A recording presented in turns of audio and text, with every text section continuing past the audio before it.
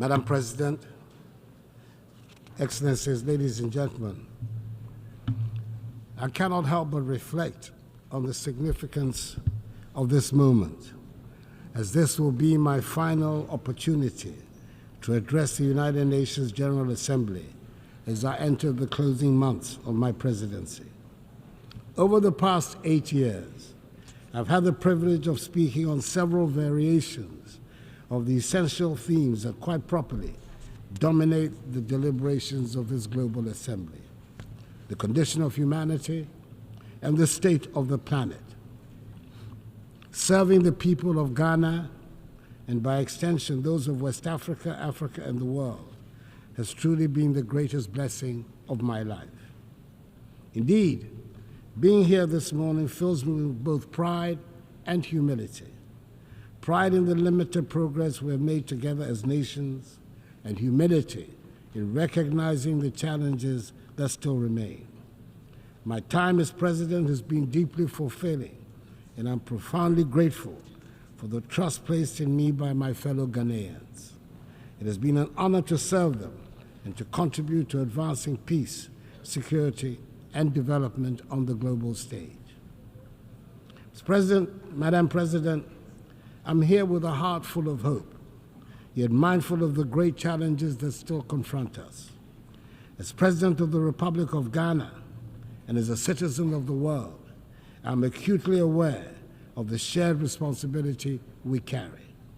Our work here is nothing less than shaping the future of humanity, a future that will affect generations long after we are gone. Leaving no one behind, acting together for the advancement of peace, sustainable development, and human dignity for present and future generations, reminds us that the decisions we take here will define whether we rise to meet the hopes of billions or continue to let inequalities and injustice persist. We owe it to those who look to this body for leadership, to act, and not just to talk.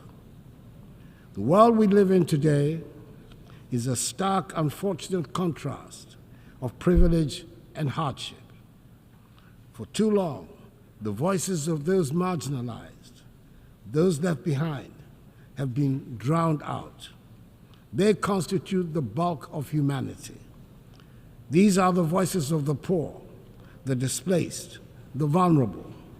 We cannot, in good conscience, leave them behind. They should be at the center of our discussions and our decisions.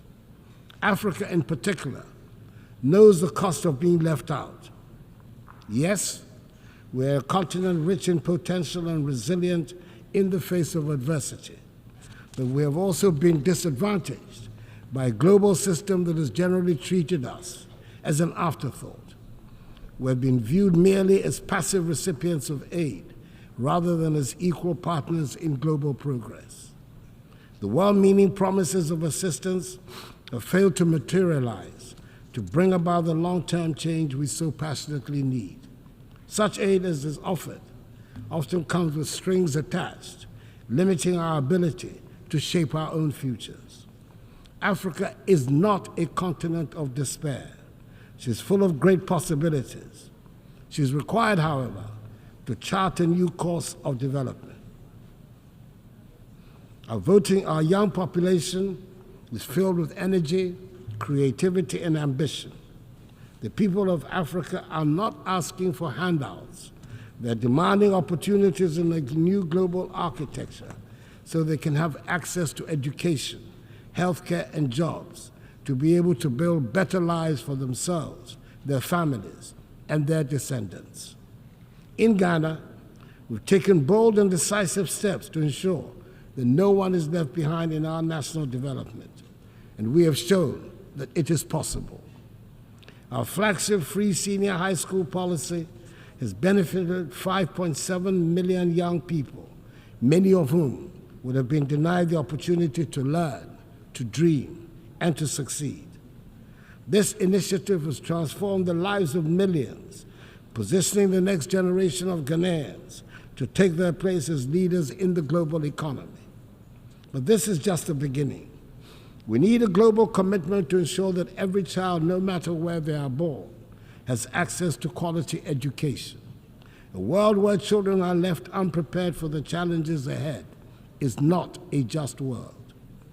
Beyond education, we've also prioritized health care for our people. Through Agenda 111, my government has embarked on the largest ever healthcare infrastructure project in Ghana's history. This initiative is constructing 111 hospitals across the country, ensuring that even the most remote regions have access to modern healthcare facilities. This is part of our broader goal of ensuring that no one in Ghana is left without the basic right to health. We've also taken significant steps to boost food security and economic growth through the Program for Planting for Food and Jobs. This initiative has improved food production, created jobs, and enhanced incomes for millions of Ghanaians. It is a clear demonstration that with the right policies and investments, we can transform our agricultural sector and ensure that no one goes hungry. In the same vein, our one district, one factory policy is transforming the industrial landscape of the nation, generating the structural transformation of our economy, which is our major strategic objective. And in addition, Ghana has embraced in full the teachings of the Fourth Industrial Revolution and is actively pursuing an agenda of digitalization. Under my administration, we have revolutionized public service delivery by integrating technology into governance. From the introduction of the Ghana Card, which has streamlined identification and access to services, to the digitalization of the country's land registry, these reforms have enhanced transparency, efficiency, and accountability. Digitalization has improved the lives of ordinary Ghanaians and has also laid the groundwork for sustainable economic growth in the digital age. And let us not forget the strides we have made in enhancing the rule of law and governance. Through reforms in the judicial system, strengthening our democratic institutions, and promoting transparency, Ghana continues to be a beacon of good governance in Africa. We have enacted laws and implemented policies that uphold the principles of accountability and ensure that every Ghanaian, regardless of their background, is protected by the rule of law.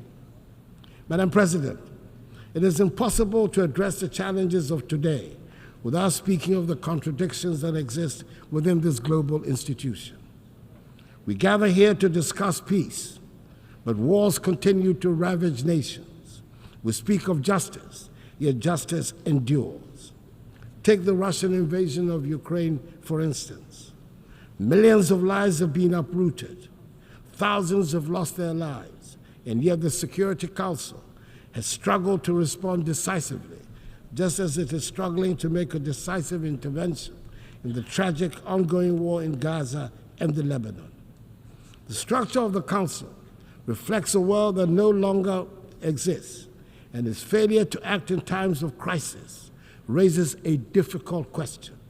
What is the purpose of the Security Council if it cannot intervene when the world needs it most? Reforming the UN Security Council is a matter of fairness and necessity. The current structure, created in 1945, no longer reflects the realities of today's geopolitical and economic landscape. Africa, Latin America, and South Asia remain underrepresented despite their significant influence on global affairs.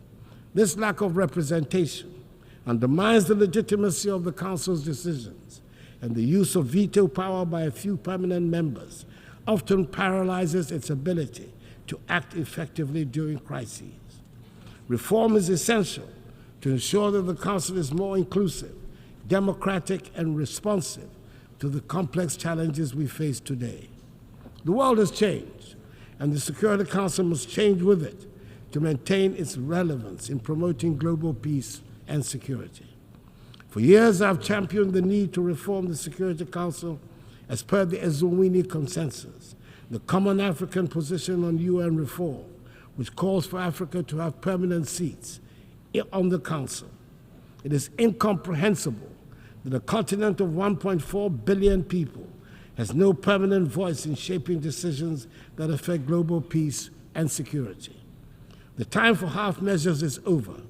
We need a Security Council that is fit for purpose in today's world. It is heartening, however, that finally the demand for reform has found acceptance by leaders of 2 of the 5 permanent members, President Joe Biden of the United States of America and President Emmanuel Macron of France. Hopefully, the others will soon follow suit. We must also recognize that the fight for peace goes beyond government actions. It is a fight for humanity itself. In Africa, we have often borne the brunt of conflicts, sending our troops to peacekeeping missions with limited support from the global community.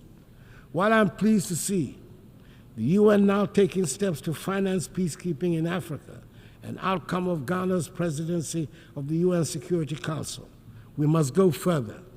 Peacekeeping alone is not enough. We must address the potential causes of conflict, poverty, inequality, and lack of opportunity. True peace comes from investing in education, healthcare, and economic development. However, peace cannot be imposed from the outside. It must be built from within. African nations must take ownership of their security, and the African Union needs to strengthen itself to be able to respond swiftly to threats. Madam President, as I speak today, ongoing developments in West Africa are deeply troubling. Military coups in Mali, Guinea, Burkina Faso, and Niger threaten the democratic progress we have worked so hard to achieve within the ECOWAS community. These coups are stark reminders that democracy is indeed fragile and must be continually nurtured. In Ghana, however, we will remain resolute in our commitment to democracy.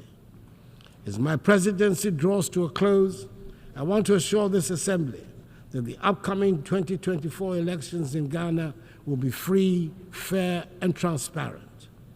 Ghanaians have demonstrated time and again in the last 3 decades their strong attachment to democracy, which they will not permit to be undermined. The Electoral Commission, supported by Ghana's security services, is well equipped to ensure that the will of the Ghanaian people is respected.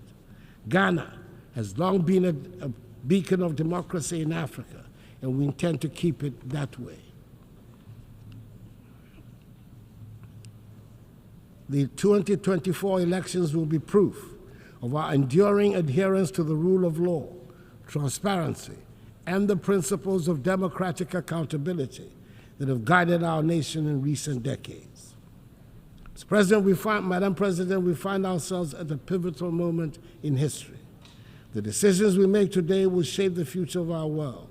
We can choose to act with courage, compassion, and a commitment to leave no one behind, or we can choose inaction and allow the suffering of millions and the degradation of the planet to continue.